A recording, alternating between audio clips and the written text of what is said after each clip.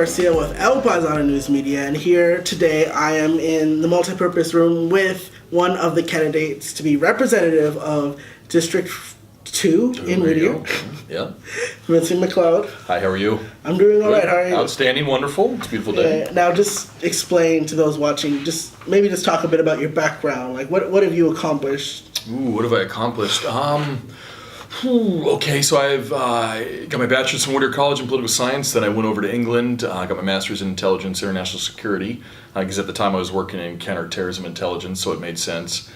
Did that for a while overseas, then came back here, did business intelligence here. Unfortunately, got stabbed in the neck, so whenever you get close to me, you can see the scar. I have Teflon holding my artery together, so that ended my career in any bit of the intelligence world. So after having PTSD for a few months and going down looking through things, I decided I should probably get into something I truly enjoyed, and I always enjoyed teaching, but no one ever pushes you as that is your first career. So I'm a teacher now at Compton Unified. I teach government economics at Dominguez High School and absolutely love my life there. So I have a good time. I have 3 young kids under 6. I got a 6, 5, and 1.5-year-old, and a wife, so my life is filled. And then on the weekends I referee with USA Rugby, so go around, travel, and do that. Big cyclist, so that's kind of my life. I've done a lot in my 34 years of existence, but we keep going with it. That's me in a nutshell. Yeah, that is. Now, when you're examining the different people in office right now, Yep. you can say that they bring certain skills to their district, to their area. What do you feel that you possess that would be most beneficial to the area that you're planning to represent? So representing District 2, we're pretty diverse when we look around. I mean, we have the Uptown Whittier corridor all the way over to West Whittier. So pretty different in the sense, I think for me what I'm bringing is I'm not a career politician, so I don't have any real ties in that. I don't have, per se, the political experience that most people would have in terms of being on commissions, things like that. And I take that as a good thing because I'm coming in with a blank slate, although I've done things in both my careers before to have leadership experience, stuff like that. I'm coming in more as a Whittierite and looking at that. And I'm also coming in with the presumption that I'm only, if elected, I have term limit, 8 years, so 2 terms and done, and I don't believe in anything longer than that. So for me, I think you need things revolving around. So having someone in office that knows that, I think is beneficial in that.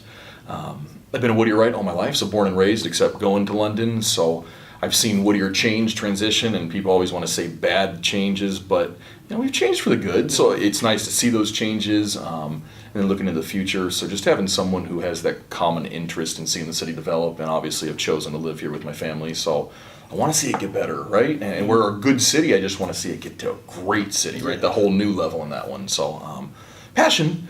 Definitely passion is really what I bring. I think all candidates probably do. That's why they're running anyways. But just with me, you get a hard work ethic and someone who doesn't have ties to anything. So I am what I am.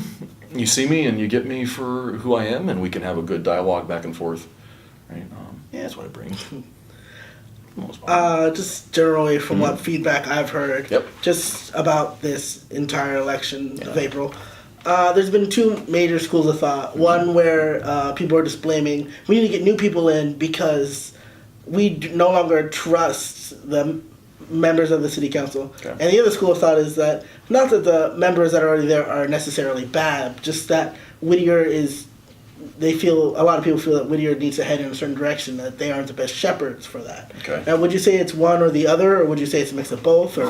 So for me, I think it's a mix of both. I think the first one, I always get annoyed with the polarization of politics, right? Yeah. We polarize things, then it puts, the R&D label, and we split people apart, and I think it's just more divisive in that one. So I won't make statements like that. And honestly, we've all chosen to live in the city of Whittier, so you can't say it's that bad because we're still living here. Yeah. So for me, I take that approach. However, to say that maybe we're out of tune is so negative when you say it, but out of tune or out of alignment with some of the things that we are in Whittier probably is a true. It's not a fallacy to me, right? Our medium age is under 36 now, or like 36.5, so it's pretty young dynamics and families going through. So I use the example, right? City Council just said no to a late liquor license for the Whittier Brewing Company to 2 a.m. And they cited reasons of abuse and stuff in the 90s when they had bar fights. There's and gang been fights. history. There's definitely history of it. My thing is when you look at it, is we're not advocating people boozing up until 2. We're just trying to get that 1 or 2 more hours of sales tax revenue, right? Mm-hmm. And it's statistically proven that when people stay up until 12, they'll consume more, right? And they'll buy more, and then we get more revenue from it in that one. So it's looking at the people that are coming in investment and saying, hey, they want something, and I know we may not agree with it, but we have to trust the businesses that are coming in for a reason, right? We're giving them late liquor license to get that extra 2 hours of sales tax revenue. Right, and we need that desperately. I really do, in my opinion. And I know that just money-wise, people are very worried. We're not exactly failing right here in the city, but we're waiting. We're doing all right. And the thing is, there's been a lot of discussion over certain projects that money has been invested to that a lot of people have had issues with, whether it be just the space or I wonder which ones. Yes. I wonder which one I'm talking about. So how would you examine which areas are the best to not only invest Whittier's money and time into? Okay. How do you discern that? What do you look at? So there's different ways to look at it, right? What's the sole purpose of city council in this one? I believe first and foremost we have to have a balanced budget, and what that means per person changes, right? Some people think within a couple million a negative deficit, that's okay, it's still balanced, where I believe it has to be in the positive in that one. We always got to be in the green. So for me, I can't be running a deficit. I don't like that.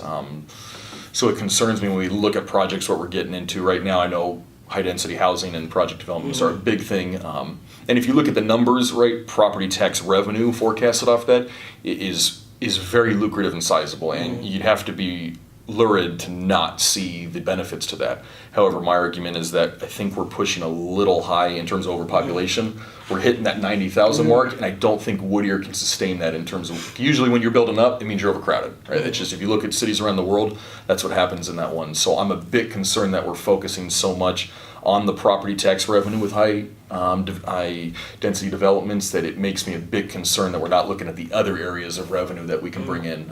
So I know we have franchise tax and utility tax, but sales tax revenue is that one thing that we can manipulate and we can change it right and left. So I think if we maybe throttle back a bit on that and focus on sales tax revenue, increasing that by being more business friendly, sales tax sharing where out of the 9 cents, 8 cents goes to the state of California, we get 1 cent. So what if we were to split that 1 cent with all the businesses in Whittier, half and half?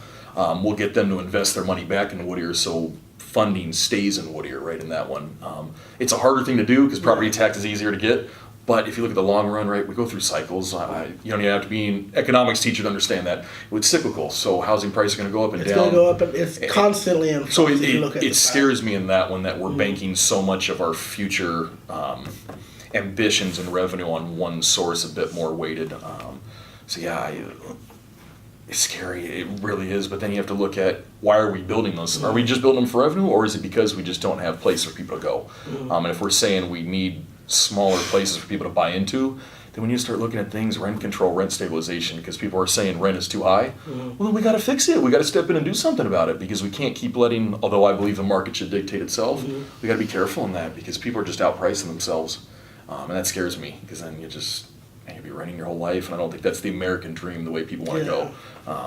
Even for us, we're renters, we're long-term renters, and we're trying to buy, but our individual, our owner just doesn't want to sell because he knows the market is growing 12% a year. He knows what's coming.